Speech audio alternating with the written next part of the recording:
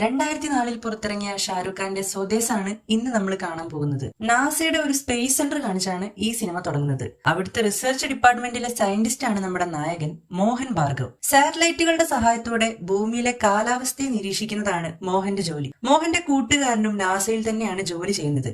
അയാളുടെ പേര് വിനോദ്.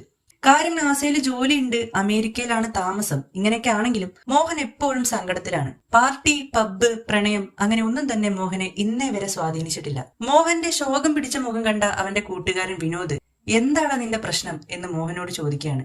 എടാ, നിനക്കറിയാലോ, എന്റെ അച്ഛനും അമ്മയും ഒരു കാർ ആക്സിഡന്റിൽ മരിച്ചുപോയി. അവിടുന്ന് അങ്ങോട്ട് എന്നെ നോക്കിയത് കാവേരി അമ്മയാണ്. കാവേരി അമ്മ നിന്റെ കുട്ടിക്കാലത്ത് നിന്നെ നോക്കിയിട്ടുണ്ടായിരുന്ന ആയല്ലേ അവര് എന്ന് വിനോദ് ചോദിക്കുന്നുണ്ട്. എടാ, ആയാന്നൊന്നും പറയല്ലേ, അവരെനിക്ക് എന്റെ അമ്മയെ പോലെയാണ്. പക്ഷെ ഇന്ന് അവരെന്റെ കൂടെ ഇല്ല. അവരെവിടെയാണെന്ന് പോലും എനിക്ക് അറിഞ്ഞൂടാ. അവർ ഇന്ത്യയിൽ തനിച്ചാക്കി വന്നത് ഞാൻ ചെയ്തൊരു വലിയ മിസ്റ്റേക്കാണ് വിനോദ്, മോഹൻ പറഞ്ഞു. അതൊന്നും മനഃപൂർവ്വമല്ലല്ലോ, സാഹചര്യങ്ങൾ കൊണ്ടല്ലേ, വിനോദ് ചോദിക്കുകയാണ്.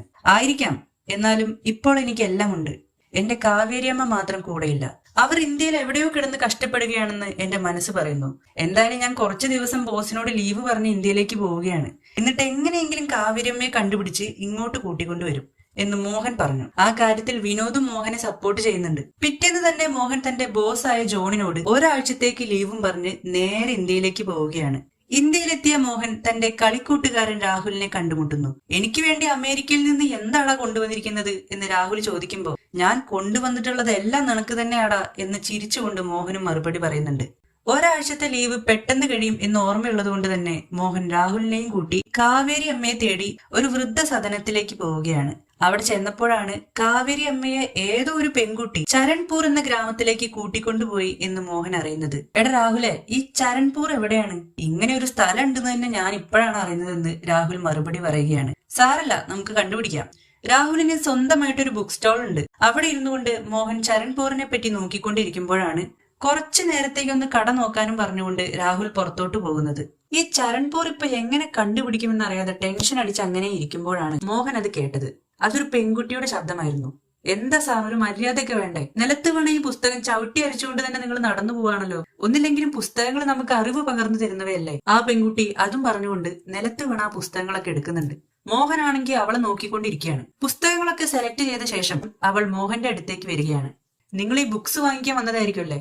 മോഹനാണെങ്കിൽ അന്തം വിട്ടുകൊണ്ട് ചോദിക്കും. അല്ല, ഞാനിത് വിൽക്കാൻ വേണ്ടി വന്നതാ, ആ പെൺകുട്ടി പറഞ്ഞു. സോറി, ഞാൻ എന്തൊക്കെ മണ്ടത്തരങ്ങളാണ് ചോദിക്കുന്നത് എന്നും പറഞ്ഞുകൊണ്ട് അവളുടെ കയ്യിലുണ്ടായിരുന്ന ബുക്സ് ഒക്കെ എടുത്ത് അതിന്റെ ടോട്ടൽ എമൗണ്ട് കൂട്ടി നോക്കുകയാണ്. എന്നാൽ മോഹൻ കാൽക്കുലേറ്ററിൽ കൂട്ടുന്നതിന് മുന്നേ തന്നെ ആ പെൺകുട്ടി ഓരോന്നിന്റെയും ടോട്ടൽ എമൗണ്ട് മനക്കണക്കിൽ കൂട്ടി പറയുന്നുണ്ട്.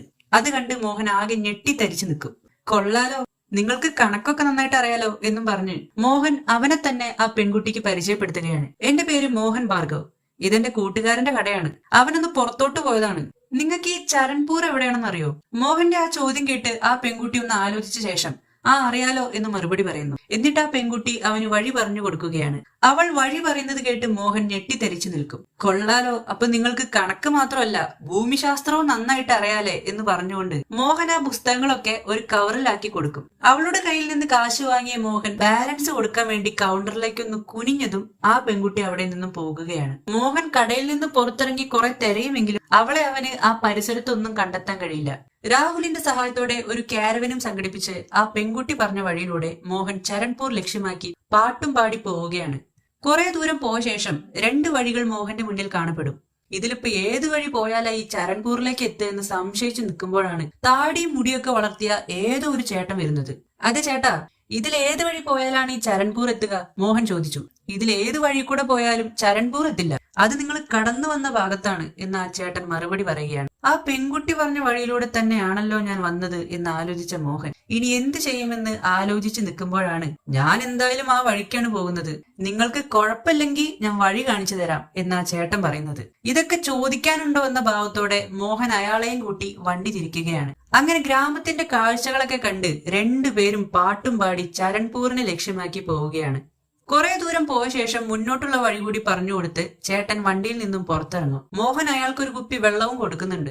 കുറച്ചു നേരം ആ കുപ്പിയിലേക്ക് നോക്കി നിന്ന ശേഷം മോഹനോട് നന്ദിയും പറഞ്ഞ് അയാൾ എങ്ങോട്ടോ പോവുകയാണ്. ചരൺപൂരിലെത്തിയ മോഹൻ കാരവന്റെ സ്പീഡ് കുറച്ച് പതുക്കെ പതുക്കെ മുന്നോട്ട് പോവുകയാണ്. മോഹന്റെ വലിയ കാരവൻ കണ്ട് ആ ഗ്രാമത്തിലെ കൊച്ചു പിള്ളേരൊക്കെ അതിന്റെ മുന്നിലൂടെ ഓടുകയാണ്. അപ്പോഴാണ് അവിടെ ചെറിയൊരു പെട്ടിക്കട നടത്തുന്ന ചേട്ടനെ മോഹൻ കാണുന്നത്. ചേട്ടാ, ഇവിടെ ഈ കാവേരിയമ്മ എവിടെ താമസിക്കുന്നത്? മോഹൻ ചോദിക്കും. അയാൾ ഒരു സെക്കൻഡ് ആലോചിച്ച ശേഷം കാരവന്റെ മുന്നിൽ നിൽക്കുന്ന പയ്യന്മാരിൽ ഒരാളെ നോക്കി ഇങ്ങനെ പറയും, ഡാ ചിക്കു, നിന്റെ കാവേരിയമ്മയെ ഈ ചേട്ടനൊന്ന് കാണിച്ചു കൊടുക്ക്. അത് കേട്ട് കാണിച്ചു കൊടുക്കാലോ എന്ന ഭാവത്തോടെ തലയാട്ടി ചിക്കു കാരവന്റെ മുന്നിലൂടെ ഓടി മോഹന് വഴി കാണിച്ചു കൊടുക്കുകയാണ്. അവന്റെ നിഷ്കളങ്കത നിറഞ്ഞ ഓട്ടം കണ്ട് മോഹന്റെ മുഖത്ത് ചിരിയൊക്കെ വരുന്നുണ്ട് കേട്ടോ. ഒടുക്കം കാവേരിയമ്മയുടെ വീടെത്തി എന്ന് മനസ്സിലാക്കിയ മോഹൻ വീടിന് മുന്നിൽ അവർക്കൊരു സർപ്രൈസ് കൊടുക്കാൻ വേണ്ടി ഒളിഞ്ഞു നിൽക്കുകയാണ്. ഇതിനിടയിൽ ചിക്കു വീടിനുള്ളിൽ കയറി കാവേരിയമ്മയെ വിളിച്ചുകൊണ്ട് വരും. ഇവരാണ് ഞാൻ പറഞ്ഞ കാവേരിയമ്മ. കാവേരിയമ്മ വീടിന് പുറത്തേക്ക് വന്ന് നോക്കുമ്പോ വലിയൊരു വണ്ടി മാത്രമേ കാണാനുള്ളൂ. എടാ ചിക്കു, നീ എന്നെ പറ്റിക്കാൻ വേണ്ടി ഓരോന്ന് പറയല്ലേ, എന്നെ കാണാൻ ആരും വന്നിട്ടില്ലെന്ന് എനിക്ക് നന്നായിട്ട് അറിയാം എന്ന് കാവേരിയമ്മ ചിക്കുവിനെ നോക്കി പറയും. ഈ സമയം ഒളിഞ്ഞു നിന്ന മോഹൻ കാവേരിയമ്മയുടെ കണ്ണു പൊത്തിക്കൊണ്ട് എന്നെ മനസ്സിലായോ എന്ന് ചോദിക്കുന്നുണ്ട്. ആരാ, എനിക്ക് മനസ്സിലായില്ല എന്ന് കാവേരിയമ്മ പറയുമ്പോൾ മോഹൻ അവന്റെ ചെറുപ്പത്തിൽ കാവേരിയമ്മ പാടാറുള്ള താരാട്ടുപാട്ടിന്റെ 2 വരി പാടുന്നുണ്ട്. അത് കേട്ട് ഷോക്കായ കാവേരിയമ്മ തിരിഞ്ഞു നിന്ന് മോഹനെ നോക്കുന്നു. മോഹനെ കണ്ട കാവേരിയമ്മയുടെ കണ്ണുകൾ നിറയുന്നുണ്ട്. അവർ അവനെ കെട്ടിപ്പിടിച്ചു. മോഹൻ, എനിക്ക് വിശ്വസിക്കാൻ പറ്റുന്നില്ല, എന്റെ മോഹൻ എന്നെ തേടി വന്നു എന്നും പറഞ്ഞുകൊണ്ട് ആ പാവം സ്ത്രീ കരയുകയാണ്.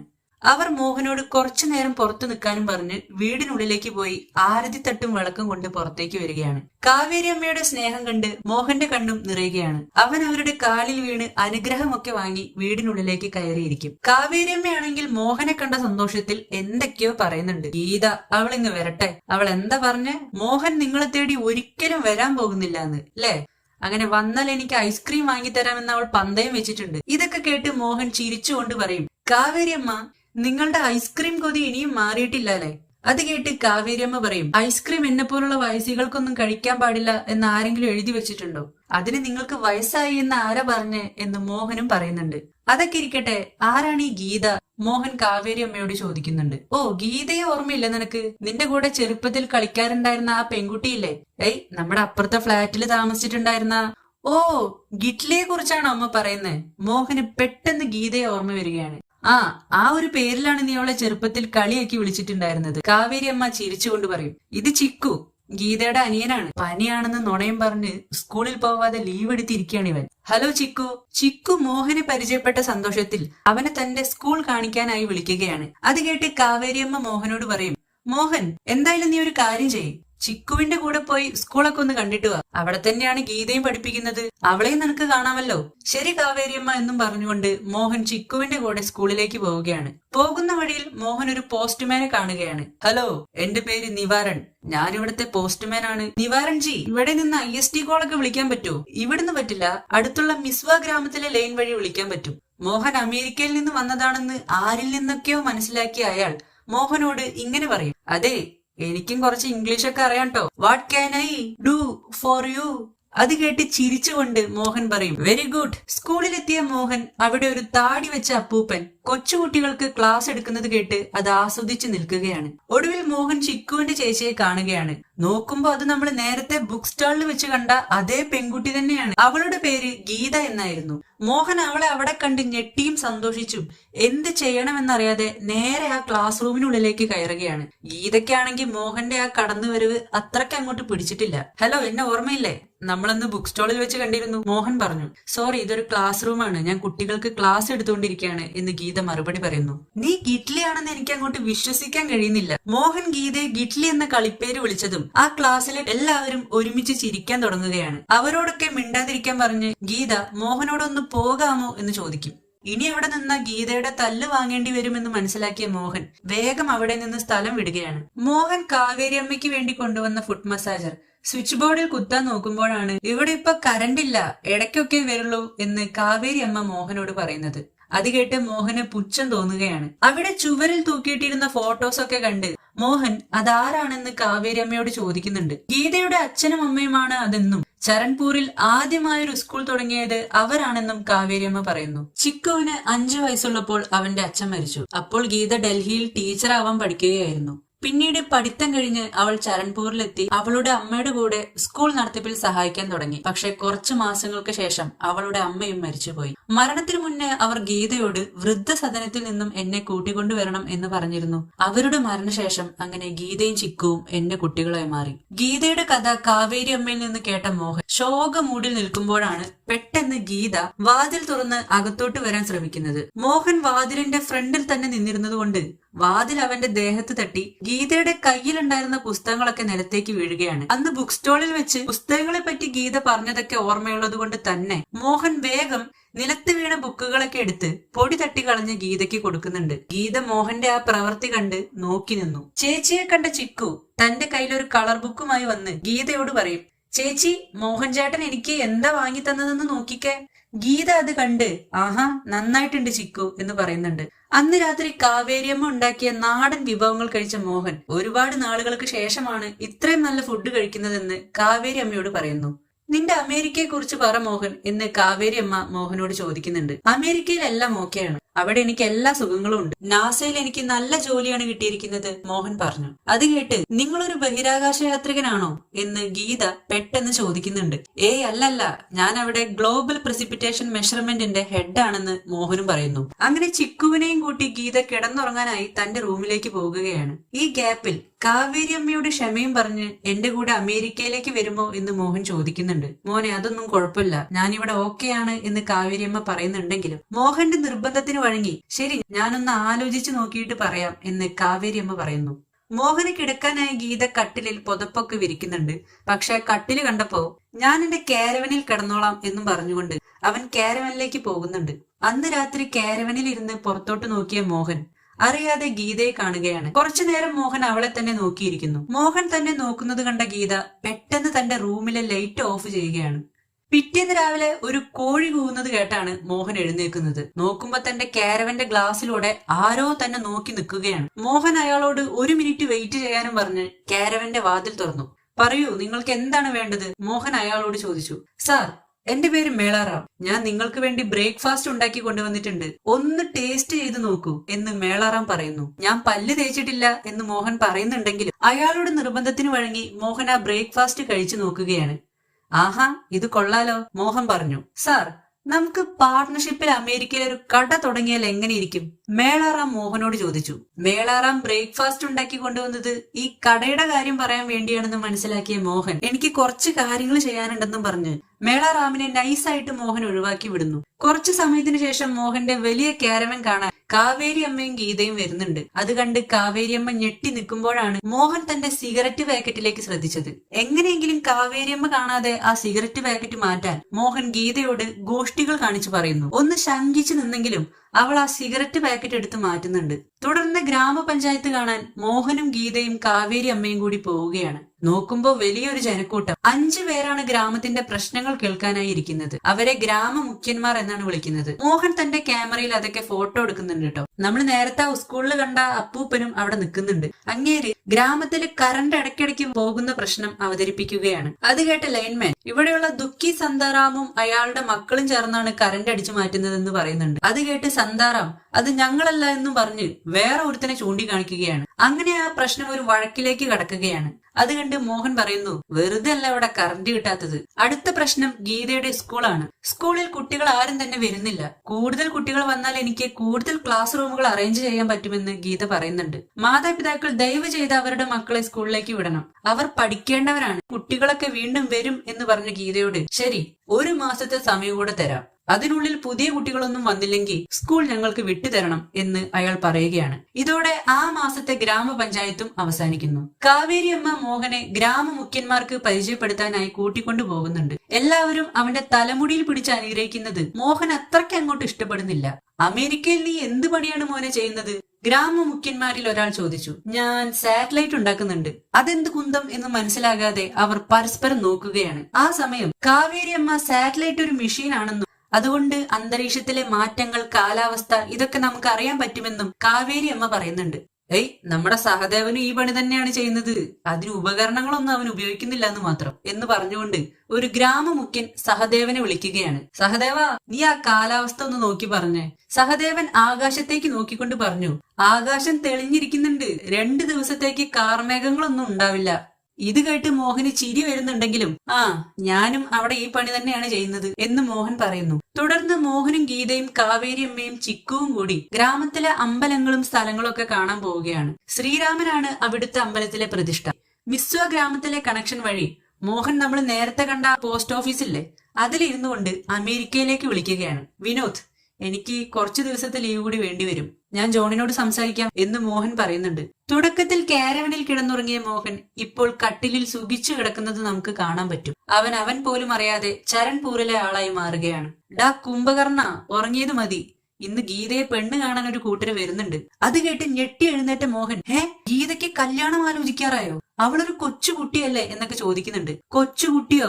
നീ എന്തൊക്കെയാടാ ഈ പറയുന്നത്? എഴുന്നേറ്റ് റെഡി ആയിക്കേ എന്നും പറഞ്ഞ് കാവേരി അമ്മ അടുക്കളയിലേക്ക് പോകുന്നുണ്ട്. ഞാൻ എന്തിനാ റെഡി ആവുന്നേ, അവരെന്നെ കാണാനാണ് വരുന്നത് എന്നും പറഞ്ഞ് മോഹൻ സങ്കടപ്പെട്ടിരിക്കുകയാണ്. കാവേരി അമ്മ പറഞ്ഞ പോലെ ഗീതയെ പെണ്ണ് കാണാൻ ഒരു ചെക്കനും അവന്റെ അച്ഛനും അമ്മയും വരികയാണ്. കാവേരി അമ്മ ഗീതയെ കൂട്ടിക്കൊണ്ടുവരുന്നു. അവളെ കണ്ട് നമ്മുടെ മോഹൻ കിളി പോയ പോലെ നിൽക്കുകയാണ്. പൊന്നുരുക്കുന്നിടത്ത് പൂച്ചക്കെന്ത് കാര്യം എന്ന് മനസ്സിലാക്കിയ മോഹൻ വീടിന് പുറത്തേക്ക് പോയി ഒരു സിഗരറ്റ് വലിക്കുന്നുണ്ട്. അതിന്റെ ഇടയിലാണ് ഉള്ളിൽ നിന്നും എന്തൊക്കെയോ ബഹളങ്ങൾ മോഹൻ കേൾക്കുന്നത്. ഗീത ദേഷ്യത്തിലാണ്. കല്യാണത്തിന് ശേഷവും ജോലിക്ക് പോകണമെന്ന് വാശി പിടിക്കുന്നത് എന്തിനാണ്? ഒരു പെണ്ണിന് വീട്ടിലെ ജോലികൾ തന്നെ ധാരാളമാണ്. ഞങ്ങളുടെ കുടുംബത്തിലെ ഒരു പെണ്ണും പുറത്ത് ജോലിക്ക് പോയി സമ്പാദിക്കാറില്ല എന്ന് ഗീതയെ കാണാൻ വന്ന പയ്യനും അവന്റെ അച്ഛനും പറയുന്നുണ്ട്. സർ, ആണുങ്ങളും പെണ്ണുങ്ങളും തുല്യരാണ്. നിങ്ങളുടെ മകനും പഠിപ്പ് കഴിഞ്ഞ് ജോലിക്ക് പോകുന്നില്ലേ?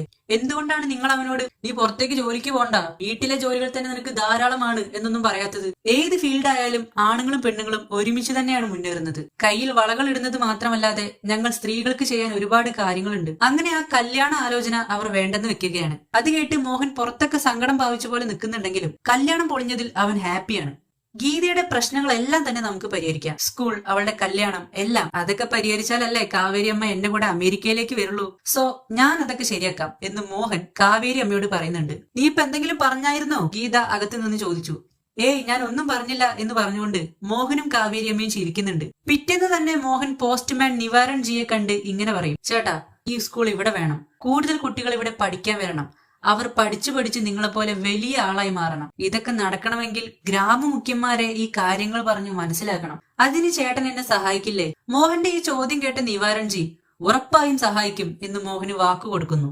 മോഹൻ, ഇടയ്ക്കൊക്കെ നീ എന്റെ അക്കാഡയിലേക്ക് വരണം, നമുക്കൊരു ഗുസ്തി മത്സരമൊക്കെ വെക്കാന്നേ നിവാരൺജി അയാളുടെ മസിൽസ് ഒക്കെ തടവിക്കൊണ്ട് പറഞ്ഞു. അതിനെന്താ എന്നും പറഞ്ഞ് മോഹൻ അവിടെ നിന്നും വേഗം സ്ഥലം വിടും. അടുത്തതായി മോഹൻ നേരെ മെളാറാമിനെ പോയി കാണുകയാണ്. അവൻ മോഹനെ കണ്ടപ്പോഴേക്കും വേഗം പോയി മുളക് ബജ്ജിയും ചമ്മന്തിയും ഉണ്ടാക്കിക്കൊണ്ടുവരും. അത് മോഹനെ കൊണ്ട് കഴിപ്പിച്ച് അവൻ സന്തോഷം കണ്ടെത്തുകയാണ്. മെളാറാം, നിന്റെ അമേരിക്കയിലേക്കുള്ള വിസയും അവിടെ നീ തുടങ്ങാൻ പ്ലാൻ ചെയ്യുന്ന ഇന്ത്യൻസിന്റെ ഹോട്ടലും എല്ലാം ഞാൻ റെഡിയാക്കാം. പക്ഷെ നീ എന്നെ ഒരു കാര്യത്തിൽ സഹായിക്കണം. എനിക്ക് നിന്റെ പരിചയത്തിലുള്ള എല്ലാ പിള്ളേരും സ്കൂളിലേക്ക് പോകുന്നതും പഠിക്കുന്നതും കാണണം. മോഹൻ പറഞ്ഞത് കേട്ട് മുഖത്തെ സന്തോഷഭാവം മാറ്റിക്കൊണ്ട് മേളാറാം പറയും, അതൊരു വള്ളിക്കെട്ട് പിടിച്ച കേസാണല്ലോ. അങ്ങനെയാണെങ്കിൽ നിന്റെ അമേരിക്കയിലേക്കുള്ള പോക്കും ഒരു വള്ളിക്കെട്ട് പിടിച്ച കേസായി മാറും. മോഹൻ പറഞ്ഞത് കേട്ട് മേളാറാം സഹായിക്കാമെന്ന് വാക്കു കൊടുക്കുകയാണ്. മോഹനും നിവാരൺജിയും ചേർന്ന് ഗ്രാമമുഖ്യന്മാരെ കണ്ട് ഈ വിഷയം അവതരിപ്പിക്കുകയാണ്. ഞങ്ങളുടെ കുട്ടികൾ താഴ്ന്ന ജാതിയിൽപ്പെട്ട കുട്ടികളുടെ ഒപ്പം ഇരുന്ന് പഠിക്കാൻ പോകുന്നില്ല എന്ന് അവർ പറയുകയാണ്. ഒരു ബ്രാഹ്മണനായിട്ടാണോ നീ മെളാറാമിനെ പോലുള്ള താഴ്ന്ന ജാതിയിൽപ്പെട്ടവരുടെ കൂടെ നടക്കുന്നത്? അവൻ ഉണ്ടാക്കുന്ന സാധനങ്ങളൊക്കെ നീ കഴിക്കുന്നുണ്ടല്ലോ, അതിനിപ്പോൾ എന്താ? നിങ്ങളൊക്കെ ഏത് കാലത്താണ് ജീവിക്കുന്നത് എന്ന് മോഹൻ ഗ്രാമമുഖ്യന്മാരോട് ചോദിക്കുകയാണ്. നീയോ അശുദ്ധമായി, ഞങ്ങളെ കൂടെ അശുദ്ധമാക്കാൻ നിൽക്കരുത്. നിവാരൺജി, നിങ്ങളും ഇതിനൊക്കെ കൂട്ടുനിൽക്കുകയാണോ? അവർ ചോദിച്ചു. എനിക്ക് ശരിയാണെന്ന് തോന്നുന്നത് മാത്രമാണ് ഞാൻ ചെയ്യുന്നത്, നിവാരൺജി ശബ്ദം കനപ്പിച്ചുകൊണ്ട് പറഞ്ഞു. ഗ്രാമമുഖ്യന്മാർ സ്കൂളിനെതിരാണ് എന്ന് മനസ്സിലാക്കിയ മോഹൻ മെളാറാമിനെയും നിവാരൺജിയെയും കൂട്ടി ഓരോ വീടുകൾ കയറി ഇറങ്ങി നടക്കുകയാണ്. കല്യാണം കഴിക്കേണ്ട ഈ പ്രായത്തിൽ ഇവർ പഠിച്ചിട്ട് എന്ത് ചെയ്യാനാണ് അങ്ങുന്നത്? മാത്രമല്ല ഞങ്ങളുടെ മകൾ ലജുവയ്ക്ക് അടുത്ത ആഴ്ച നിശ്ചയമാണ് സാർ, ചൈൽഡ് മാരേജ് ആണ് സാർ എന്ന് മേളാറാം പറയുന്നുണ്ട്. അങ്ങനെ ഓരോ വീടുകളും കയറി ഇറങ്ങി മോഹൻ സ്കൂളിനെ പറ്റിയും പഠിപ്പിന്റെ പ്രാധാന്യത്തെ പറ്റിയും ആളുകൾക്ക് പറഞ്ഞു കൊടുത്തു. അന്ന് രാത്രി പഞ്ചായത്തിന്റെ സിനിമാ പ്രദർശനം കാണാൻ എല്ലാ ജനങ്ങളും ഒത്തുകൂടി. സ്ക്രീനിന്റെ ഒരു ഭാഗത്ത് താഴ്ന്ന ജാതിക്കാരും മറ്റു ഭാഗത്ത് ഉയർന്ന ജാതിക്കാരും ഇരുന്നു. സിനിമ കാണുന്നതിനിടയിൽ മോഹൻ ഗീതയെ നോക്കുന്നുണ്ട് കേട്ടോ. അങ്ങനെ എല്ലാവരും സിനിമ കണ്ടുകൊണ്ടിരിക്കുമ്പോഴാണ് പെട്ടെന്ന് കറന്റ് പോയത്. അതിനിടയിൽ മോഹൻ സ്ക്രീനിന് മുന്നിൽ നിന്നുകൊണ്ട് കൊച്ചുകുട്ടികൾക്ക് നക്ഷത്രങ്ങളെ പറ്റി പറഞ്ഞു കൊടുത്തു. ഒറ്റയ്ക്കൊറ്റയ്ക്ക് നിൽക്കുന്ന നക്ഷത്രങ്ങൾ കാണാൻ ഭംഗിയുള്ളവയാണ്. എന്നാൽ എല്ലാ നക്ഷത്രങ്ങളെയും ഒരുമിച്ച് നോക്കുമ്പോഴാണ് നമുക്ക് ശരിക്കുമുള്ള ഭംഗി കാണാൻ പറ്റുന്നത്, മോഹൻ പറഞ്ഞു. എല്ലാവരും ഒന്നാണെന്നും എന്നും ഒന്നിച്ചു നിൽക്കേണ്ടവരാണെന്നും മോഹൻ പറയുന്നുണ്ട്. പഞ്ചായത്തിന്റെ ജനറേറ്റർ ഓണാക്കി സിനിമ വീണ്ടും തുടങ്ങിയ ശേഷം ഒരു സിഗരറ്റ് വലിക്കാനായി കാരവനിലേക്ക് പോയ മോഹൻ അവിടെ വെച്ച് ഗീതയെ കാണുകയാണ്. ഗീത, നീ എന്താ ഇവിടെ? സിനിമ ഇഷ്ടപ്പെട്ടില്ലേ? മോഹൻ ചോദിച്ചു. മോഹൻ, നീ എനിക്ക് വേണ്ടിയും സ്കൂളിന് വേണ്ടിയും ചെയ്യുന്ന കാര്യങ്ങൾക്കൊക്കെ എനിക്ക് നിന്നോട് നന്ദിയുണ്ട്. പക്ഷെ നിനക്ക് ഒരിക്കലും കാവേരി അമ്മയെ എന്റെ കയ്യിൽ നിന്നും തട്ടിയെടുക്കാനാവില്ല. നീ എന്തിനാണ് ഞങ്ങളുടെ നാട്ടിലേക്ക് വന്നത്? ഞങ്ങൾ ഇവിടെ എത്ര സന്തോഷത്തിലായിരുന്നു ജീവിച്ചിരുന്നത്. അല്ലെങ്കിൽ തന്നെ നിനക്ക് കാവേരിയമ്മയുടെ ആവശ്യം എന്താണ്? അവിടെ നിനക്ക് എല്ലാം ഇല്ലേ? ഞങ്ങൾക്കാകെ കാവേരിയമ്മ മാത്രമേ ഉള്ളൂ.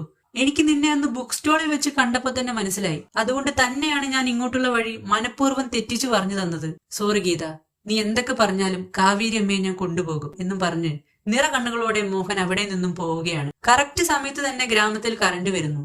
ഇത്രയും നേരം മോഹനും ഗീതയും പറഞ്ഞതെല്ലാം കേട്ടുകൊണ്ട് കാവേരിയമ്മ ആ ഇരുട്ടത്ത് നിൽക്കുകയായിരുന്നു. അവിടെയാണ് ഈ സിനിമയിലെ ഇന്റർവെൽ. കാവേരിയമ്മ, ഇനി എനിക്ക് വേണ്ടി ചെക്കന്മാരെ നോക്കുന്നത് നിർത്തിക്കോളൂ. ഞാൻ കല്യാണം കഴിക്കുന്നില്ല എന്ന് തീരുമാനിച്ചു. ഞാൻ ഇനി എന്റെ എല്ലാ ശ്രദ്ധയും സ്കൂളിലേക്ക് കൊടുക്കാൻ പോകുകയാണ്. കൊള്ളാം, കാവേരിയമ്മയെ കൂടെ നിർത്താനുള്ള പുതിയ ട്രിക്കാണല്ലേ എന്ന് മോഹനും പറയുന്നുണ്ട്. അല്ലെങ്കിൽ തന്നെ നിനക്ക് വേണ്ടി പയ്യന്മാരെ നോക്കിയിട്ട് ഒരു കാര്യമില്ല. മോഹന്റെ ഈ വാക്ക് കേട്ട് ഗീത മോഹനെ നോക്കി കണ്ണുരുട്ടുന്നുണ്ട്. അന്ന് രാത്രി മോഹൻ വീണ്ടും പോസ്റ്റ് ഓഫീസ് വഴി അമേരിക്കയിലേക്ക് വിളിക്കുകയാണ്. അതുപോലെ നിന്റെ ലീവ് ഏകദേശം തീരാറായിട്ടോ, വിനോദ് ഓർമ്മപ്പെടുത്തി. ഞാൻ പെട്ടെന്ന് തന്നെ തിരിച്ചു വരും എന്നും പറഞ്ഞ് മോഹൻ ആ കോള് കട്ട് ചെയ്തു. മോഹൻ നേരെ ഗീതയുടെ ക്ലാസ് റൂമിലേക്ക് ചെല്ലുകയാണ്. സോറി ടീച്ചർ, ഞാൻ കുറച്ച് ലേറ്റ് ആയി എന്നും പറഞ്ഞ് മോഹൻ അവിടെ ഏറ്റവും ബാക്കിലിട്ടിരുന്ന ബെഞ്ചിൽ പോയിരുന്നു. അത് കണ്ട ഗീത, ശരി, ഞാൻ ഇന്ന് നിനക്ക് ക്ലാസ് എടുക്കാം എന്ന് പറഞ്ഞ് മോഹനോട് കുറച്ച് ചോദ്യങ്ങളൊക്കെ ചോദിക്കുന്നുണ്ട്. ആ ക്ലാസ്സിലുണ്ടായിരുന്ന കൊച്ചുകുട്ടികൾ എല്ലാവരും അതിന് ഉത്തരം പറയുന്നുണ്ടെങ്കിലും മോഹന് ഒന്നിന്റെയും ഉത്തരം അറിയുന്നില്ല. ഒടുക്കം മറ്റുള്ള രാജ്യങ്ങളെ പറ്റി അറിയുന്നതിന് മുന്നേ ആദ്യം സ്വന്തം രാജ്യത്തെ പറ്റി നമ്മൾ അറിഞ്ഞിരിക്കേണ്ടതുണ്ട് എന്ന് ഗീത കുട്ടികളോട് പറയുന്നുണ്ട്. അപ്പോൾ തന്നെ അവിടെ സ്കൂൾ ബെല്ലും അടിക്കുന്നുണ്ട്. കുട്ടികളൊക്കെ പോയ ശേഷം ഗീത ബോർഡ് വൃത്തിയാക്കുകയായിരുന്നു. അപ്പോഴതാ ഗീത ചോദിച്ച ഓരോ ചോദ്യങ്ങൾക്കും മോഹൻ മണി പോലെ ഉത്തരം പറയുന്നു. ഓരോ ഉത്തരങ്ങളിലും ഒരുപാട് വിവരങ്ങൾ കൂട്ടിച്ചേർത്താണ് മോഹൻ പറയുന്നത്. എല്ലാ ഉത്തരങ്ങളും വിശദീകരിച്ചു പറഞ്ഞ ശേഷം മോഹൻ ഗീതയെ അവളുടെ കൈ പിടിച്ച് തന്റെ മുന്നിലേക്ക് വലിക്കുന്നുണ്ട്. ഗീത, എനിക്ക് നിന്നെ. മോഹൻ ആ സെന്റൻസ് മുഴുവനാക്കാൻ ശ്രമിക്കുമ്പോഴേക്കും ഗീത എന്ന് പുറത്തുനിന്ന് ആരോ വിളിക്കുന്നുണ്ടായിരുന്നു. ഗീത ആ വിളി കേട്ട് ഞെട്ടി തന്റെ കയ്യിലുണ്ടായിരുന്ന ഡസ്റ്റർ കൊണ്ട് അറിയാതെ മോഹന്റെ നെറ്റിയിൽ ഇടിക്കുന്നുണ്ട്. എന്നിട്ട് അവിടെ നിന്നും പുറത്തോട്ട് പോകുന്നു. കാവേരിയമ്മ മോഹന്റെ കാരവനിൽ കയറി അവന്റെ ബെഡ്ഷീറ്റൊക്കെ എടുത്തു വെക്കുകയാണ്. മോഹൻ തൊട്ടടുത്ത് തന്നെ ഇരുന്ന് തന്റെ പുതിയ പ്രൊജക്ടിനെ പറ്റി നോക്കുന്നുണ്ട്. കാവേരിയമ്മ, എന്റെ ലീവ് തീരാറായി. അമ്മ എന്താണ് തീരുമാനിച്ചിരിക്കുന്നത്? മോഹൻ, നീ എനിക്ക് വേണ്ടി അവസാനമായിട്ട് ഒരു കാര്യം കൂടി ചെയ്യണം. അതുകൂടി നീ ചെയ്തിട്ട് വന്ന എന്റെ തീരുമാനം എന്താണെന്ന് ഞാൻ നിന്നോട് പറയാം. ശരി, എന്താണ് ഞാൻ ചെയ്യേണ്ടത്? ഇവിടുന്ന് കുറച്ചു ദൂരെയായി കോടി എന്നൊരു ഗ്രാമമുണ്ട്. അവിടെ ഗീതയുടെ അച്ഛന്റെ പേരിൽ കുറച്ച് സ്ഥലവുമുണ്ട്.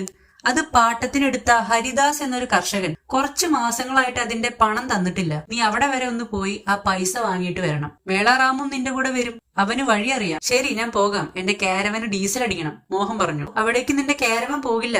നീ ഇപ്പൊ പുറപ്പെട്ടാൽ ട്രെയിനിൽ 3 മണിക്കൂർ കൊണ്ട് നരസിംഗയിലെത്തും. അവിടെ നിന്ന് പുഴ കടന്നാൽ 2 മണിക്കൂറിൽ നിനക്ക് മാങ്കാവിൽ എത്താൻ പറ്റും. പിന്നെ അവിടുന്ന് ബസ്സിൽ പോയാൽ ഒരു 3 മണിക്കൂർ കൊണ്ട് നിനക്ക് കോടി എന്ന ഗ്രാമത്തിലെത്താം. ആഹാ, ഇതിവിടെ അടുത്താണല്ലോ, മോഹൻ ചിരിച്ചുകൊണ്ട് പറയുകയാണ്. അമ്മ എന്തിനാണ് മോഹനെ കൊടിയിലേക്ക് പറഞ്ഞു വിടുന്നത്? ഗീത കാവേരി അമ്മയോട് ചോദിച്ചു.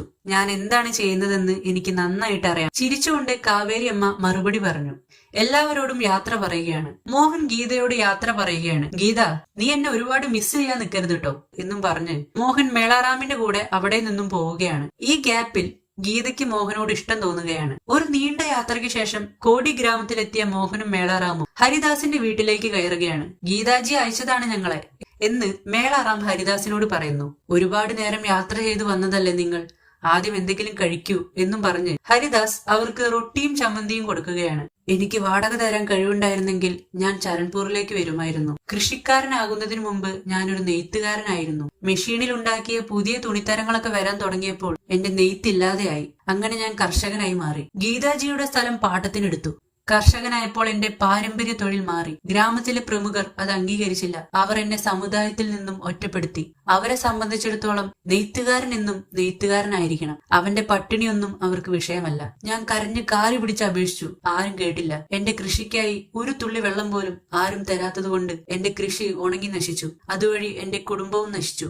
ഇന്ന് എന്റെ കുട്ടികൾക്ക് ഒരു നേരത്തെ ആഹാരം കൊടുക്കാൻ പോലും എന്റെ കയ്യിൽ കാശില്ല. നാണക്കേടും കണ്ണീരും അല്ലാതെ എന്റെ കയ്യിൽ ഒന്നും തന്നെയില്ല. ഇത്രയും പറഞ്ഞുകൊണ്ട് ഹരിദാസ് കരയുകയാണ്. അയാളുടെ കഷ്ടപ്പാടുകൾ കേട്ട് മോഹന്റെ കണ്ണുകളും നിറഞ്ഞു. ഒരു നേരത്തെ ആഹാരം കഴിക്കാനില്ലാത്ത ഹരിദാസ് എനിക്കും മേളാറാമിനും വേണ്ടി റൊട്ടി ഉണ്ടാക്കി തന്നു. ഭക്ഷണം തന്നതിന് നന്ദി എന്ന് പറഞ്ഞ ശേഷം മോഹൻ കിടന്നുറങ്ങാൻ പോയി. അന്ന് രാത്രി മോഹന് ഉറങ്ങാൻ സാധിച്ചില്ല. അവൻ എന്തൊക്കെയോ ആലോചിച്ചു കിടന്നു. പിറ്റേന്ന് രാവിലെ കയ്യിലുണ്ടായിരുന്ന മുഴുവൻ കാശും ഹരിദാസിന് കൊടുത്ത് മോഹൻ യാത്ര പറയുകയാണ്. വരുന്ന വഴിയിൽ ചിക്കുവിന് വേണ്ടി വാങ്ങിച്ച മിഠായികളെല്ലാം അവൻ ഹരിദാസിന്റെ മക്കൾക്ക് കൊടുക്കുകയാണ്. ഒറ്റയ്ക്ക് കഴിക്കാതെ ചേച്ചിമാർക്കും കൊടുക്കണട്ടോ, മോഹൻ ആ പയ്യനോട് പറഞ്ഞു. ഹരിദാസിന്റെ വീട്ടിൽ നിന്നും പുറത്തേക്കിറങ്ങിയ മോഹൻ മടക്കയാത്രയിൽ ഒന്നും തന്നെ സംസാരിച്ചില്ല. അവന്റെ മനസ്സ് മുഴുവൻ ആ പാവം കർഷകന്റെ കുടുംബമായിരുന്നു. തിരിച്ചുള്ള ട്രെയിൻ യാത്രയിലാണ് മോഹൻ അത് കാണുന്നത്. വെള്ളം വേണോ ചേട്ടാ, വെള്ളം, ഒരു ഗ്ലാസിന് 50 പൈസ എന്ന് വിളിച്ചു പറഞ്ഞുകൊണ്ട് ഒരു കൊച്ചു പയ്യൻ ഓരോ ബോഗികൾ തോറും കയറി ഇറങ്ങി വെള്ളം വിൽക്കുകയാണ്. എന്നാൽ ആരും തന്നെ അത് വാങ്ങുന്നില്ല. മേളാറാമിന്റെ കയ്യിൽ നിന്നും കാശ് വാങ്ങി മോഹൻ ഒരു ഗ്ലാസ് വെള്ളം വാങ്ങി കുടിക്കുകയാണ്. ആ പയ്യന് 50 പൈസയും കൊടുത്ത് മോഹൻ എന്തൊക്കെയോ ആലോചിച്ച് കരയാൻ തുടങ്ങി. എന്തുകൊണ്ടാണ് തന്റെ നാട് ഇങ്ങനെയായത് എന്ന ചോദ്യമാണ് മോഹന്റെ മനസ്സ് മുഴുവൻ. ചരൺപൂരിലെത്തിയ മോഹൻ ആരോടും ഒന്നും തന്നെ മിണ്ടാതെ നേരെ തന്റെ കാരവനിൽ പോയിരുന്നു. എന്തു പറ്റി മോഹൻ, ഹരിദാസിനെ കണ്ടോ? കാവേരി അമ്മ ചോദിച്ചു. ഹരിദാസിനെ കണ്ടു, പക്ഷെ കാശ് വാങ്ങാൻ എന്നെ കൊണ്ട് സാധിച്ചില്ല. അതും പോരാഞ്ഞിട്ട് സാറ് തന്റെ കയ്യിലുള്ള കാശ് മുഴുവൻ അവർക്ക് കൊടുത്തിട്ട് വന്നു. മേളാറാം ഇടയ്ക്ക് കയറി പറഞ്ഞു. ഹരിദാസ് വല്ലാത്ത കഷ്ടപ്പാടിലാണ്. മോഹൻ പറഞ്ഞു, ഇവിടെ ഇങ്ങനെയൊക്കെയാണ് മോഹൻ. മനുഷ്യ ജീവിതത്തിന് മുന്നിൽ പണത്തിന് എന്ത് വിലയാണുള്ളത്? അതിനെപ്പറ്റി ആലോചിച്ച് ഒരുപാട് സങ്കടപ്പെടരുത്. അങ്ങനെ പറഞ്ഞുകൊണ്ട് കാവേരി അമ്മ അവിടെ നിന്നും പോവുകയാണ്. പിറ്റേന്ന് രാവിലെ ധോത്തി ഉടുക്കാൻ അറിയാതെ മോഹൻ അതും വലിച്ചുകൊണ്ട് കാവേരിയമ്മയെ തേടി നടക്കുകയാണ്. അന്ന് ദസറയായിരുന്നു. ശ്രീരാമൻ രാവണനെ കൊന്ന ദിവസം. അന്ന് തന്നെയാണ് ഗീതയുടെ സ്കൂളിൽ ചേരാൻ പുതിയ കുട്ടികളൊക്കെ വരുന്നത്. മോഹൻ ധോത്തിയും പിടിച്ചു നിൽക്കുന്നത് കണ്ട് അത് ഞാനെടുത്ത് തരണോ എന്ന് ഗീത മോഹനോട് ചോദിക്കുന്നുണ്ട്. നിനക്ക് പിന്നെ ഇതെടുത്ത് നല്ല ശീലമാണല്ലോ എന്ന് പറഞ്ഞ് മോഹൻ ഗീതയെ കളിയാക്കുന്നു. ഷട്ടപ്പ് എന്ന് മറുപടി പറഞ്ഞ് ഗീത മോഹൻ ആ ധോത്തി എടുത്തു കൊടുക്കുകയാണ്. അവന് നാണം വരുന്നുണ്ടെങ്കിലും അവനത് പുറത്തു കാണിക്കുന്നില്ല.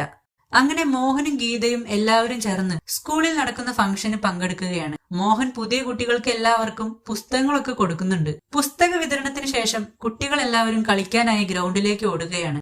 അപ്പോഴാണ് മോഹൻ ധോത്തി ഉടുത്തിരിക്കുന്നത് നിവാരൺജി ശ്രദ്ധിച്ചത്. അരെ വാ, എത്ര ഭംഗിയായിട്ടാണ് മോഹൻ ധോത്തി ഉടുത്തിരിക്കുന്നത്. ഇപ്പൊ കാണാൻ ഒരു കല്യാണച്ചക്കനെ പോലെ ഉണ്ട് എന്ന് നിവാരൺജി പറയുമ്പോൾ മോഹനും ഗീതയ്ക്കും നാണം വരുന്നുണ്ട് കേട്ടോ. അമേരിക്ക വളരെ സമ്പന്നമാണെന്ന് കേട്ടിട്ടുണ്ടല്ലോ, ഗ്രാമ മുഖ്യന്മാരിൽ ഒരാൾ മോഹനോട് ചോദിക്കുന്നുണ്ട്. അത് കേട്ടപ്പോൾ ഒരുപാട് ആളുകൾ അവിടെ അതുണ്ടോ അവിടെ ഇതുണ്ടോ എന്നൊക്കെ മോഹനോട് ചോദിക്കുന്നുണ്ട്. അമേരിക്കൻ ഗവൺമെന്റ് അവിടുത്തെ ആളുകൾക്ക് വേണ്ടി ഒരുപാട് നല്ല കാര്യങ്ങൾ ചെയ്യുന്നുണ്ടെന്ന് മോഹൻ പറയുന്നു. പക്ഷെ നമ്മുടെ കയ്യിലുള്ള ഒന്ന് അവർക്കില്ല.